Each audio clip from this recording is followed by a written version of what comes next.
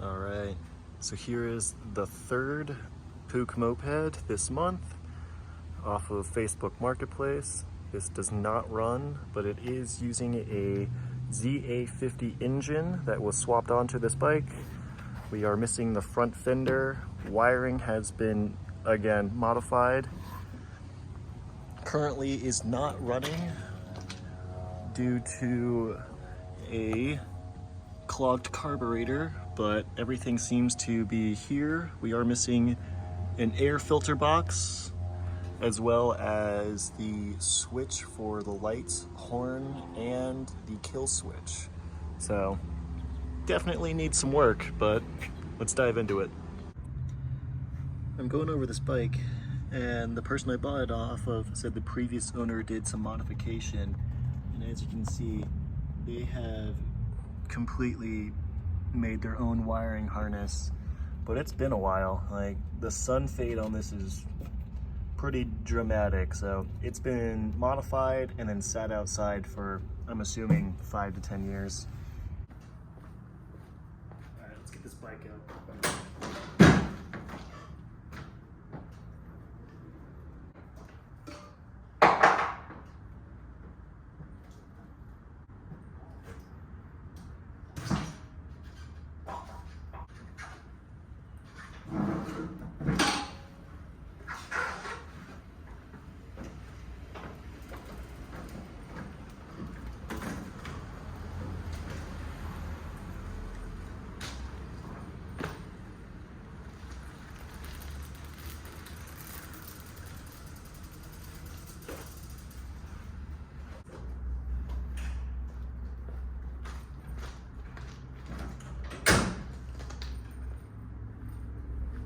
It seems like this was a barn find and people just kind of hobbled some parts together. This ZA50 engine serial number does not match the frame, so this was added to this bike later on in its life, and it seems like someone JB welded it closed because they couldn't find a gasket, so that's always fun. Gas inside the tank has turned to varnish and there is lots of debris on the inside. We are missing the bicycle side chain tensioner. We're missing the front fender. All of the grips and brake purchases are mismatched and not original. We do not have the horn, don't have an air box, and most of the wiring has been completely modified just to be hardwired and run. There's not even a kill switch on this bike. So let's see if we can start it up for the first time. The previous owner said that this bike does run, it's just the carburetor is clogged up. So I'm gonna try to start it for the first time. I actually twisted the throttle cable and the entire cable just snapped off. So that needs to be replaced. But down here, it does seem to be an original 14mm Bing. I'm just gonna throw a little carb cleaner in there and see if it starts up. I'm on the last of this can. It's pretty much empty, so let's just dump it in here. See if we can get it to start for the first time. Flood that. Let's see if we can get it started.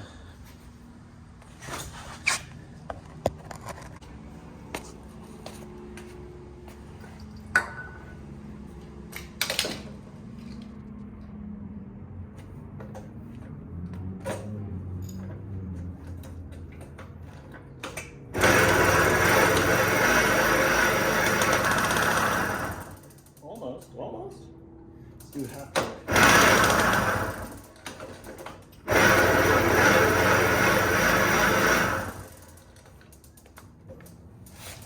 All right, it did start for just a second, so this just needs to be cleaned out. Let's get that taken care of. So to take off this Bing carburetor and intake, just a simple 10mm shallow socket. Oh my God, those weren't even tight. Okay. Let's just do the other side and take this thing off. You can see whoever was working on this before was cranking down those bolts or those nuts and was actually crushing the intake. It's actually made of pretty soft metal, so that's always fun. Let's see what we can get under here. Okay.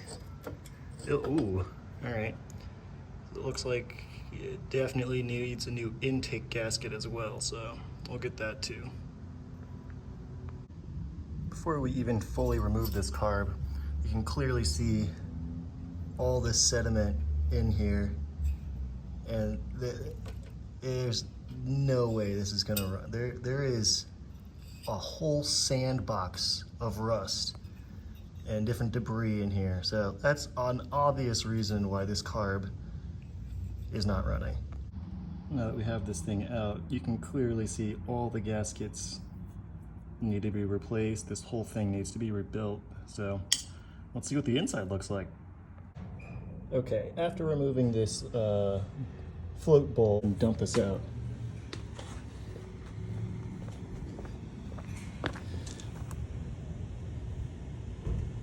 Oh my God, it's straight up rust. It's straight up rust. So let's clean this out.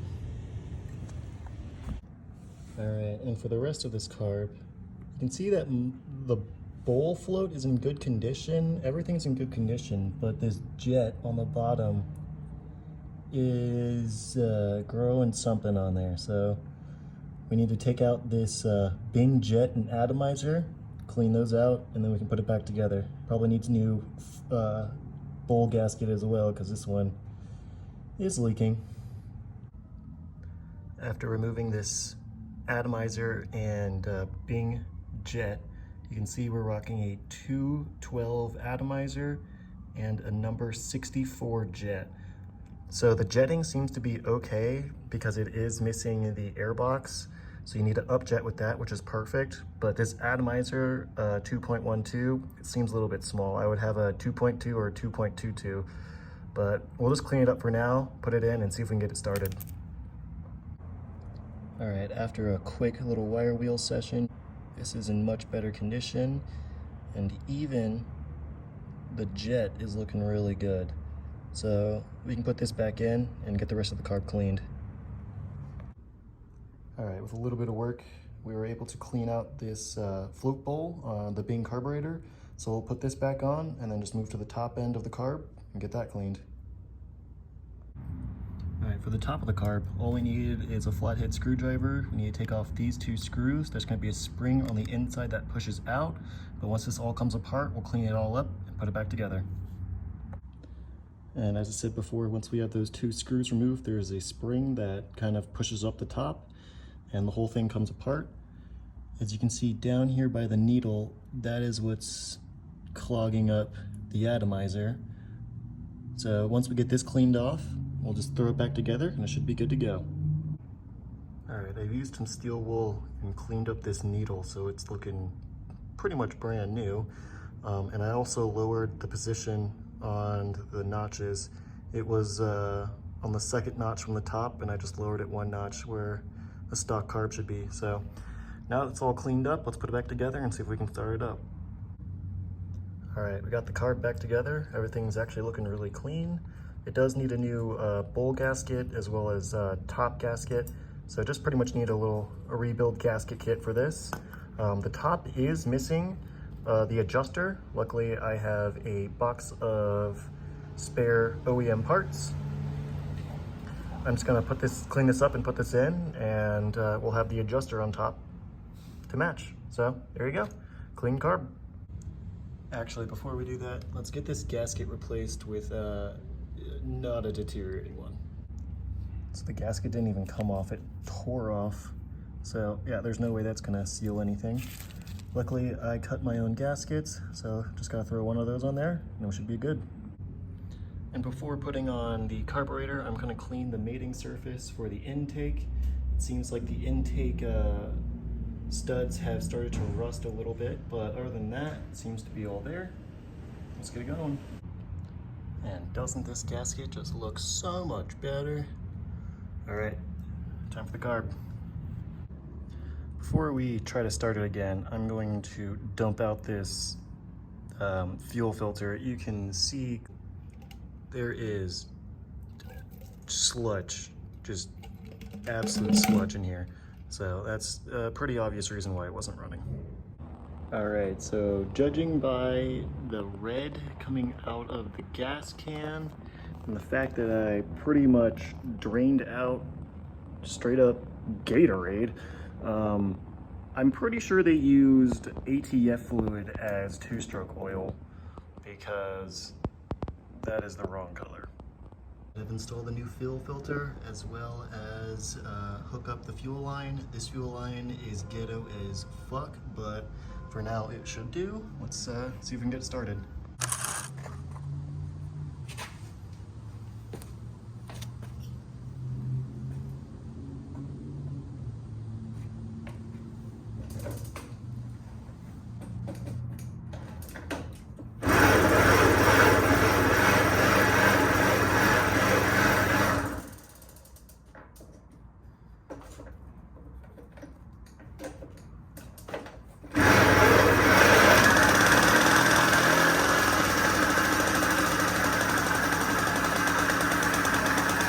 Hell yeah!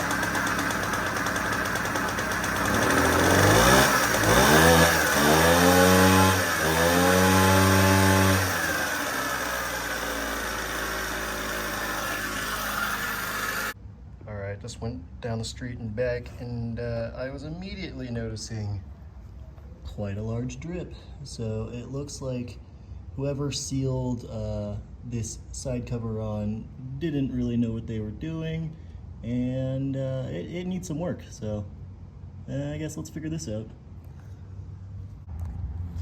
So this screw right here is the oil check or overfill for this ZA50 motor. We just gotta crack it open. And this thing is probably too full. Let's see if we can get a good angle.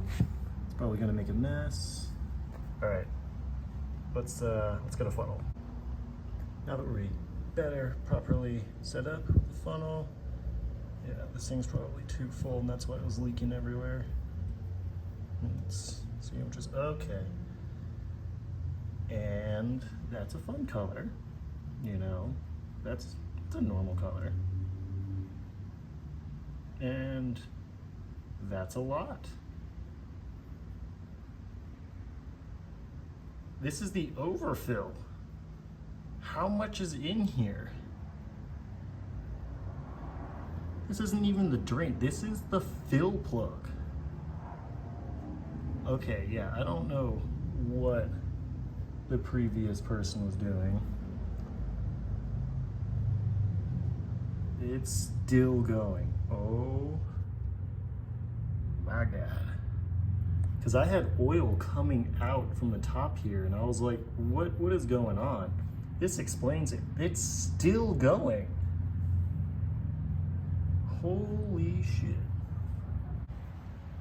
All right, after about 6 or 7 minutes, we can put this back in. I'm still gonna have to drain all of this oil out and replace it, but now it's not twice as full as it should be, so let's do that. Put on, get this cleaned up, and it should not leak out this top clutch cable. So that was a weird one. After going on a small ride down the street in the rain and then letting this sit and run for about 15 minutes, I'm not seeing it leak anymore, so I guess it's self-healing there. I think what was happening was whoever owned it before overfilled this transmission fill port, and it was just shooting extra oil out of the clutch cable port, and it was shooting it out and onto the cylinder and having it drain down. So this cylinder was smoking, and it would all collect down here and start to drip. So at least that's fixed for now. Seems to be running well, but let's see what we do next.